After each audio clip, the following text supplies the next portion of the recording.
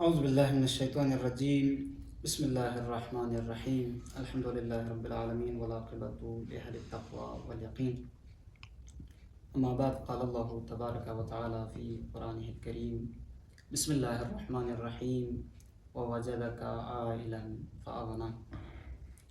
سب سے پہلے میں آپ کا شکر گزار ہوں کہ آپ نے مجھے یہاں پہ مدعو کیا تاکہ آج کے اس المناک و غمناک دن کے حوالے سے ہمارے سامعین تک کچھ نکات و گزارشات پہنچا سکوں۔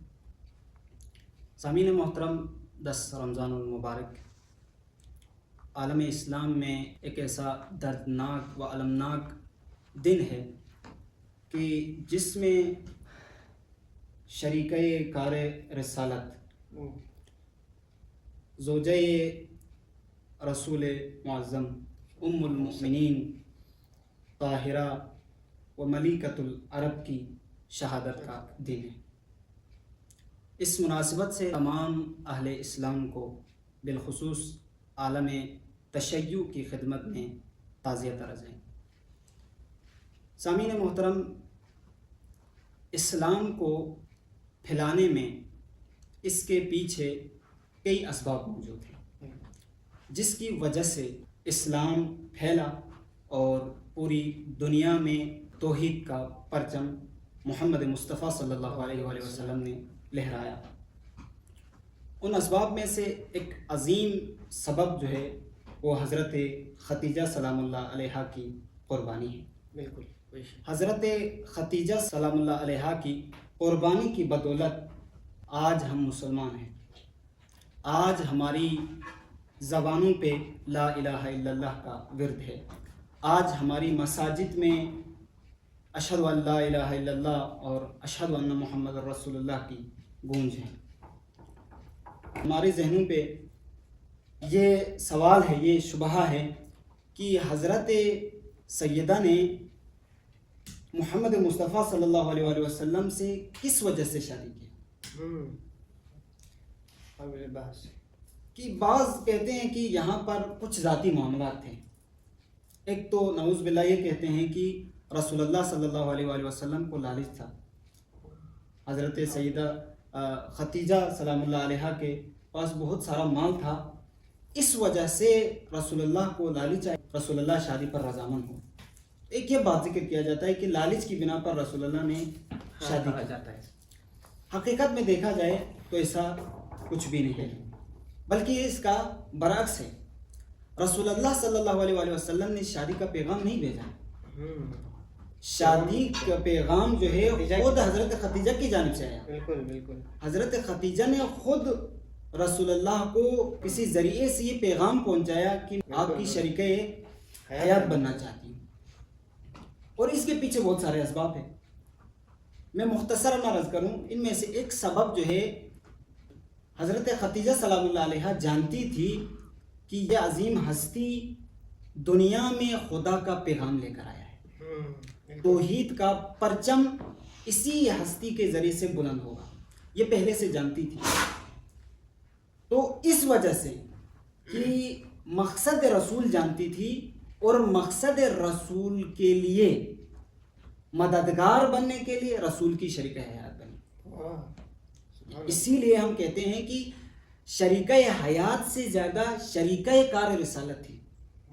آپ ایک بہترین اور پرتعیش زندگی گزار رہی تھی، جہاں آپ کے پاس مال و دولت کی کوئی کمی نہیں تھی، حسن و جمال کی کوئی کمی نہیں تھی۔ آپ کے پاس اللہ نے تمام نعمتیں آپ کو دے رکھی تھی، پھر بھی نعمتیں، جب عام طور پر انسان کو نعمتیں ملتی ہیں تو پھر انسان جو ہے اللہ کی اطاعت سے دور ہو جاتا ہے، دنیا کی خواہشیں جو ہیں اللہ سے دور کر دیتی ہیں۔ لیکن حضرت ختیجہ سلام اللہ علیہا کے پاس تمام نعمتیں ہونے کے باوجود بھی آپ عفیفہ تھی، آپ کو اس وقت طاہرہ کہا جاتا تھا۔ تو وہ سیدہ رسول کی شریکہ حیات جو ہے اس مقصد کے ساتھ رسول کی شریک بنی تاکہ اسلام کو پھیلایا جائے، ہر در تک لا الہ الا اللہ کا پیغام پہنچایا جائے۔ اور خود رسول نے بھی فرمایا کہ اسلام کو پھیلانے میں 2 ہستیوں کا بڑا کردار ہے۔ ایک حضرت خدیجہ سلام اللہ علیہ، حضرت خدیجہ سلام اللہ علیہ کے مال و دولت کی وجہ سے یہ اسلام پھیلا. اگر سیدہ سلام اللہ علیہ کا یہ تعاون نہ ہوتا، مالی اعتبار سے تعاون نہ ہوتا، تو اسلام ہرگز نہ پھیلتا. گویا حضرت خدیجہ کو بھی اللہ نے انتخاب کیا کہ اپنے دین کی آبیاری میں ان کا مال کام آ سکے، سبب ان کا مال ان کو قرار دیا. بڑی بات. شجر اسلام کی آبیاری میں سیدہ سلام اللہ علیہ کا بہت بڑا کردار ہے. اور دوسری ہستی جو تمام لوگ جانتے ہیں وہ علی ابن ابی طالب کی ذات ہے. اور یہ رسول نے فرمایا ان دو چیزوں کی وجہ سے، علی ابن ابی طالب کی تلوار اور سیدہ سلام اللہ علیہ کا مال و دولت، اگر یہ دو چیزیں نہ ہوتی تو اسلام ہرگز نہ پھیلتا. اور ایک روایت میں خود رسول فرماتے ہیں جتنا سیدہ کا مال نے اسلام کو نفع پہنچایا ہے اتنا کسی اور چیز نے نفع نہیں پہنچایا. تو یہاں سے معلوم ہوتا ہے کس قدر سیدہ کی قربانی ہے دین اسلام کو پھیلانے میں، دین اسلام کی آبیاری میں. محسنہ اسلام، آپ کو یہ لقب بھی دیا جاتا ہے کہ آپ محسنہ اسلام ہیں. آپ کے بہت سارے احسانات اسلام کے اوپر ہیں، ہم مسلمانوں کے اوپر ہیں. سیدہ سلام اللہ علیہ نے بہت ساری قربانیاں دین کے لیے دیا، اور رسول نے بھی اس کو قدر کی نگاہ سے دیکھا. رسول نے بلایا نہیں، رسول کی سیدہ سے بے انتہا محبت تھی. محبت کا عالم یہاں تک ذکر کیا جاتا ہے، ہر وقت ہم وقت سیدہ کا تذکرہ کرتے تھے، حضرت خدیجہ کا تذکرہ کرتے تھے. بالکل. اب یہ نہ سمجھے سیدہ کا تذکرہ جو ہے زوجہ ہونے کی بنا پر کرتے تھے، نہیں، اور بھی تو بہت ساری باقی ازواج تھی، پھر بھی سیدہ کا بار بار ذکر کرتے تھے. ایک دن گفتگو ہو رہی تھی، درمیان میں حضرت خدیجہ کا ذکر آیا. رسول اللہ صلی اللہ علیہ وسلم کی زوجہ نے کہا کہ وہ بوڑھی عورت، اس کا بار بار آپ تذکرہ کر رہے ہیں، اس کی بار بار آپ یاد کر رہے ہیں. تو رسول نے جواب دیا میں کیوں نہ اس کا تذکرہ کروں، کہ انہوں نے مجھے اس وقت مال دیا جس وقت تمام لوگوں نے مجھے محروم رکھا.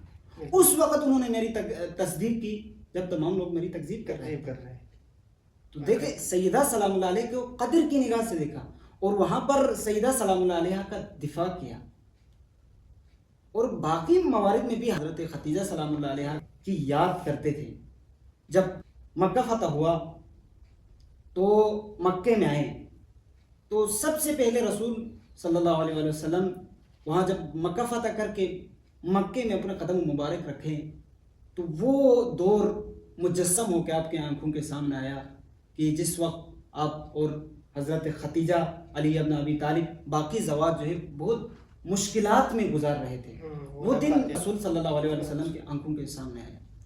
اور جب عام طور پر جب کسی علاقے کو فتح کیا جاتا ہے یا کسی ملک کو فتح کیا جاتا ہے تو پرچم کو اس عمارت میں گاڑا جاتا ہے، وہاں پر بلند کیا جاتا ہے جو وہاں پر مرکزی حیثیت رکھتی ہو. وہ عمارت اس جگہ پر علم کو رکھا جاتا ہے، پرچم کو گاڑا جاتا ہے. جب فتح مکہ ہوا تو رسول صلی اللہ علیہ وسلم نے حکم دیا کہ جنت البقیع کی طرف چلیں. سیدہ کے حضرت خدیجہ کے قبر مبارک پر فتح کا نشان، فتح مکہ کا جو علم پرچم تھا وہاں پر بلند کیا، وہاں پر گاڑ دیا. اور یہاں سے ایک پیغام دیا کہ یہ جو آج فتح مکہ ہوا ہے یہ بھی اسی سیدہ کی بدولت ہے.